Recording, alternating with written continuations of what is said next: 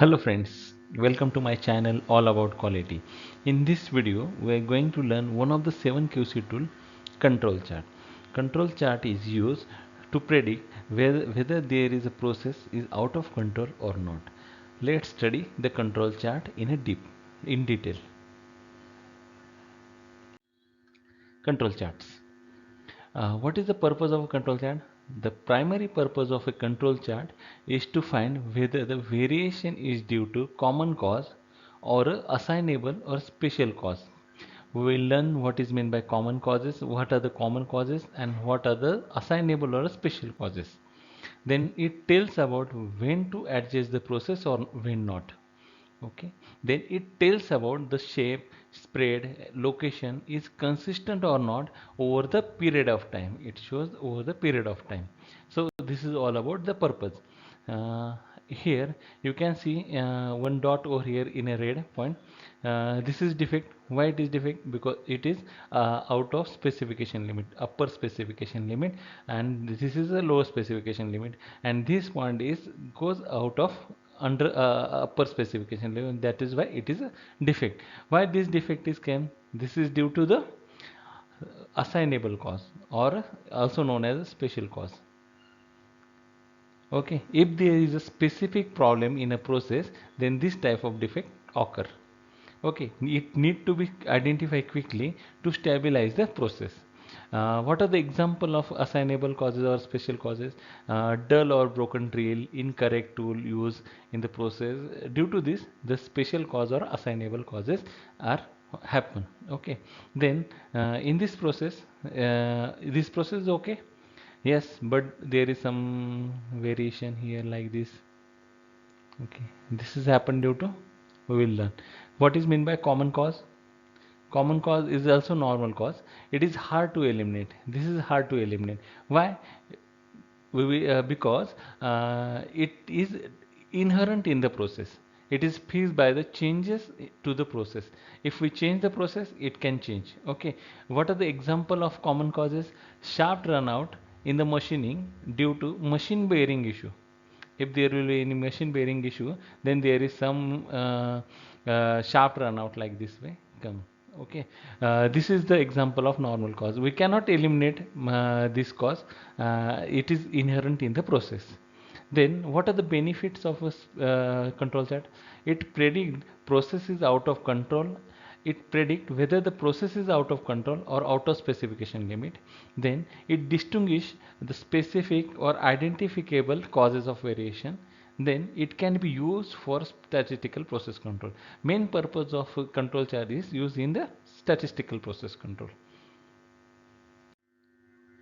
Then standard deviation. This is one of the important terminology in control chart. What is meant by standard deviation? Standard deviation is a measure of variability. It is denoted by Greek letter sigma. What is the formula of standard deviation? Sigma is equal to summation of I tends to 1 to n xi minus x bar bracket square divided by n minus 1. N is the total number of measurements. Okay, then this is the example of standard deviation. This is the 1 sigma, this is the 2 sigma, this is the 3 sigma. This 3 plus this 3, it is a 6 sigma process. Okay, so this is the mean average. From this average, what is the deviation we can find here? Is the first standard first one deviation, 1 sigma deviation, this is 2 sigma deviation, this is the 3 sigma deviation. Okay, there are some example of control chart. This is the example of control chart. Let's study one by one. First is the data points. Data points are individual measurement plotted on XY axis and joined by a line. Okay, these are the data points. This point, these points are a data point and they are joined by a line. Okay, then second point is the average line. The average or mean of all the data points, and it is drawn across the middle section of a graph and usually as a heavy or solid line. This is the heavy or solid line drawn over here. This is the average line. This is the average of all these data points, and drawn in the middle section of a graph. Okay, Then the upper control line, it is drawn above the center line, and denoted by UCL. It is also called as a plus 3 sigma line because it is deviated from 3 sigma. Okay, this is also called as upper UCL or upper control limit.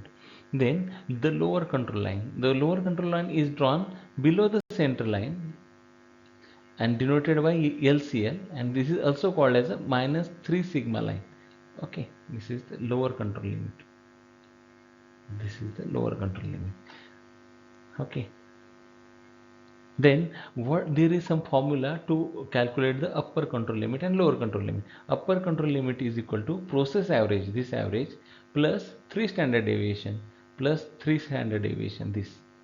this average line plus 3 standard deviation is upper control limit, and lower control limit is a process average minus 3 standard deviation, okay. Then there is a basic principle for control charts.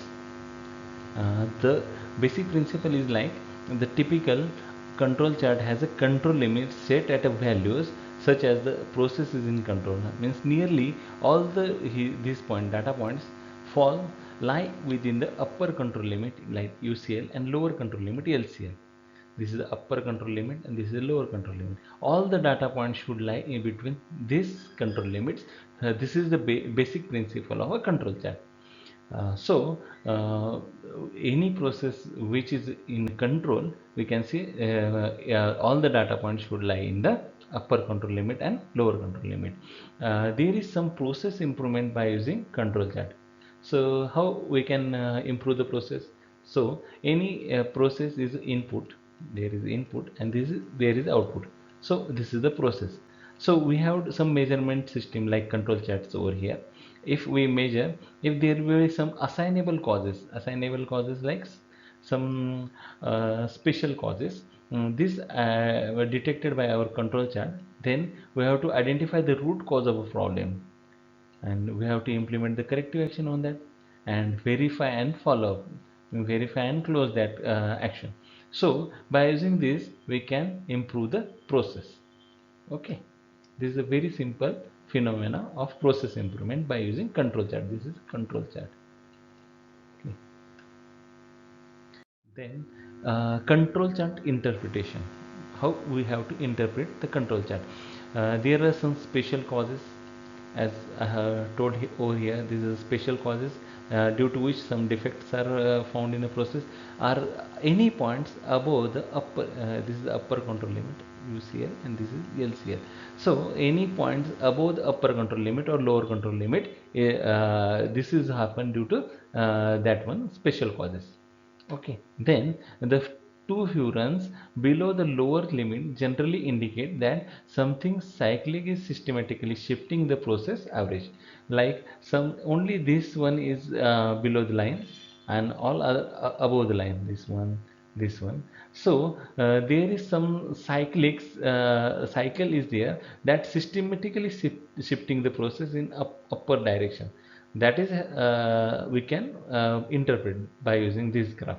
Okay, then too many runs, this is too many runs, this run, all are runs here that could point to the problem of consecutive or overcompensating the process.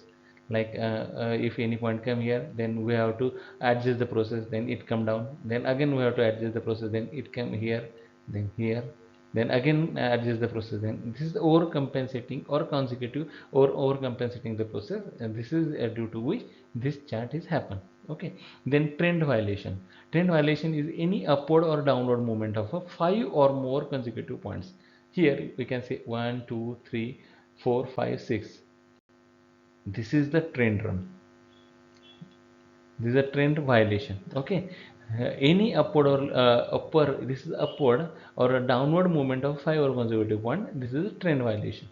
Okay, this is the way we have to interpret the control chart. Then example, we will study one example of control chart. Suppose this is a round bar, our round bar of 50 diameter and whose tolerance is 0.05 mm. Okay, if we understanding the X bar and R bar chart, okay, for diameter 50 mm plus minus 0.05, there are some serial numbers 1 2 3 4 5, and there are some subgroups.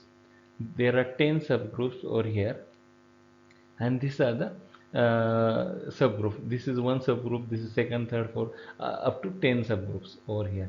And this is all the measurements of a diameter of a round bar, this 50 mm. Then we have to calculate the X bar. X bar for this subgroup, one number subgroup is 49.998. Then for subgroup 2 is 50.01. We have to calculate for all the subgroups X bar. Then we have to calculate the R range for all the subgroups, like 0.04 for this subgroup, 0.04 for this subgroup. Like this way we have to calculate the X bar and R for all the subgroups. Then there is some X bar calculation, X bar chart calculation we can do one by one. Then first is X double bar. X double bar is the average of all this X bar, like addition of all these 10 subgroups. It came 49.99. Okay, this is the X double bar. What is meant by R double bar? Then this is the average of all the ranges of subgroups. R bar. R double bar is equal to average of all the ranges of subgroups, 10 subgroups. Then there is formula for upper control limit, X double bar, this X double bar plus A2 into R double bar.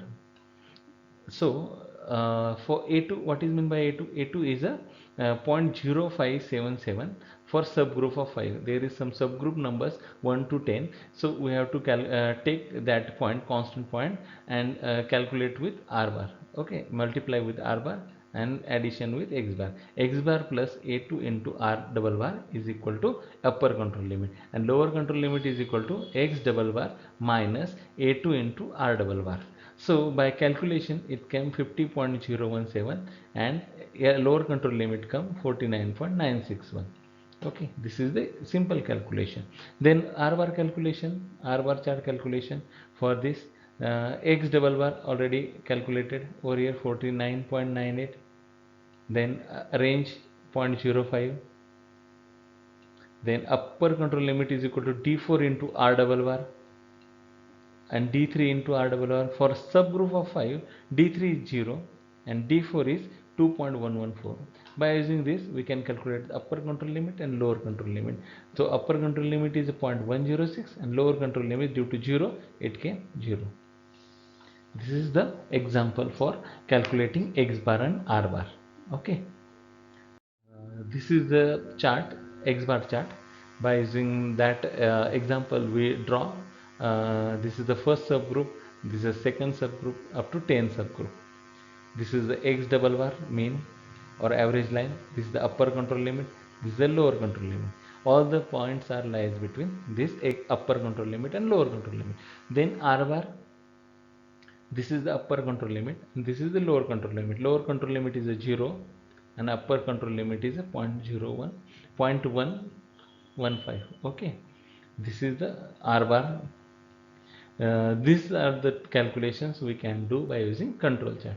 I hope you have understood all about control chart with example.